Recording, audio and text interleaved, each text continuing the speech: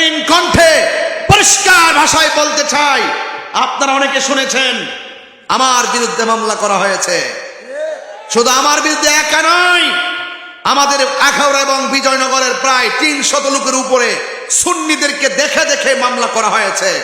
তারা ঘরের মধ্যে ঘুমাতে পারছে না, তারা নিজের কাজ করতে পারছে না, পরিবারকে সময় দিতে পারছে না, দৈনন্দিন বাজার করতে পারছে না।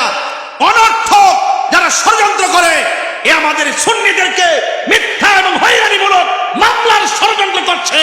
অনতি বিলম্বে এই মামলাকে প্রত্যাহার করতে হবে।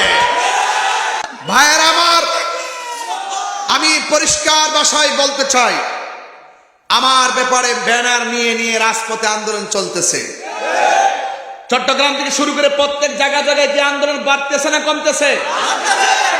এখনো পর্যন্ত মিডিয়াগুলো নীরব, মিডিয়াগুলো এখনো স্বাধীন হতে পারে নাই, প্রশাসন এখনো স্বাধীন হতে পারে নাই।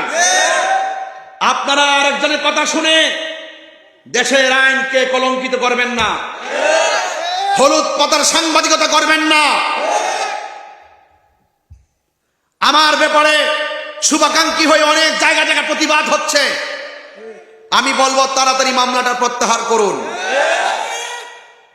আমার যাই হোক না হোক, কিন্তু আমার 300 ভাইয়ের নামে যে মামলা করে ঘর থেকে বের করা হয়েছে এবং বিজয়নগরের প্রায় 6-7 জনকে ধরে নেওয়া হয়েছে,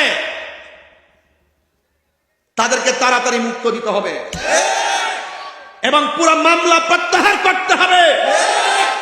যদি এই 300 জনের লোকের মামলা যদি প্রত্যাহার, টোটাল মামলাটা যদি প্রত্যাহার করা না হয়, আমার বিরুদ্ধে 1 নম্বর আসামি আমাকে করেছেন, আমি 1 নম্বর আসামি হয়েও রাজপথে নামতে বাধ্য হব।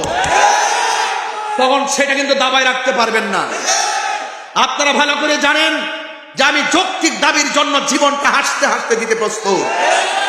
আমি যদি অন্যায় করি, আমি ক্ষমা চাইবো, হাতে নিজের হাতে পড়বো। কেউ যখন আমাকে অন্যায় করে কনস্পাইরেসি ভাবে, ষড়যন্ত্রমূলক ভাবে হয়রানি মামলা করে সুন্নিদের বিরুদ্ধে ট্যাগ লাগিয়ে সুন্নিদেরকে বিরক্ত করবে, সুন্নিরা ঘরে বসে থাকবে না। ঠিক কিনা বলেন? কেউ ঘরে বসে থাকবে না।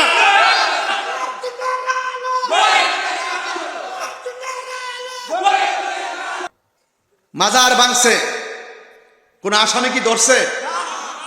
মাজারে আগুন লাগাইছে, কোন আসামি ধরছে?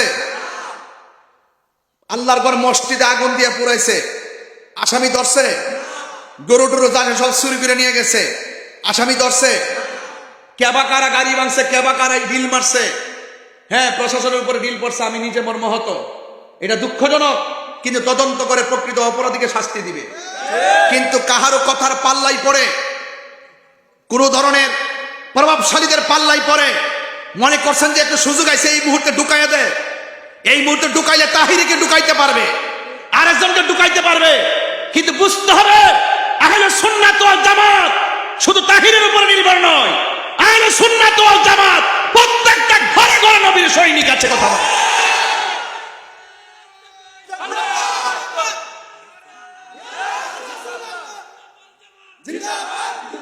দখলদারিত্বের তাণ্ডব লীলা বন্ধ করতে হবে, মামলা বাণিজ্য বন্ধ করতে হবে।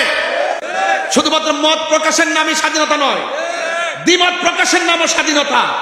আপনি অন্যায় করলে অন্যায় বলতেই হবে, আমি অন্যায় করলে অন্যায় বলতেই হবে। আমি দেখলাম এতগুলো সুন্নিদের বিরুদ্ধে মামলা, এতগুলো মাজার আক্রমণ, উপদেষ্টাদের কোনো কথা নাই।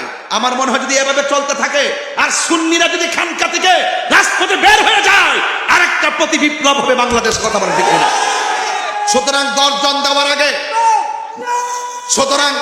সুতরাং মাঠে নামার আগে সব সমাধান করেন। আমরা বিগত দিনে এমন কাজ করি নাই যে আমাদেরকে মামলা দিতে পারে। কথা বলেন ঠিক কিনা? আমরা কোনো দলের দালালি করি নাই। আমরা দেখি যে যারা নবীর প্রেমিক, যারা নবীর আশেক, আমরা তাদেরকে ভালোবাসি। কথা বলেন ঠিক কিনা? আরো বড় করে বলেন ঠিক কিনা বলেন। আমার ভাইয়েরা, আজকে থেকে ওয়াদা করবেন সত্যের জন্য, হকের জন্য জীবন দিতে চাই কি চাই না? আরো যারা চাই কি চাই না? সুন্নিরা এক থাকবেন, সবাই ঐক্যবদ্ধ থাকবেন। আমরা সুন্নি জন এক হয়ে যাব, বাংলাদেশের সবাই আমাদের পা ধরতে বাধ্য হবে। শুধু পারি না আপনাদেরকে, আপনারা সিদ্ধান্ত নিতে পারেন না, কোনো না কোনো দলে ঢুকে যান, এগুলো বন্ধ করেন। এতগুলো মাজার, ওলি আল্লাহর মাজার আক্রমণ করলে ওলি আল্লাহকে শুধু আমার বাপের একলা, আপনার গায়ে কি লাগে না? তা আপনি কি বুঝেন না যে এটা একটা ষড়যন্ত্র চলতেছে? বুঝেন না এগুলো? এগুলা বুঝতে চলবেন। আল্লাহ যেন আমাদের সকলকে নবীর পক্ষে থাকার তৌফিক দান করে। আমিন কোন, আরো জোরে কোন আমিন, আরো বড় করে আমিন।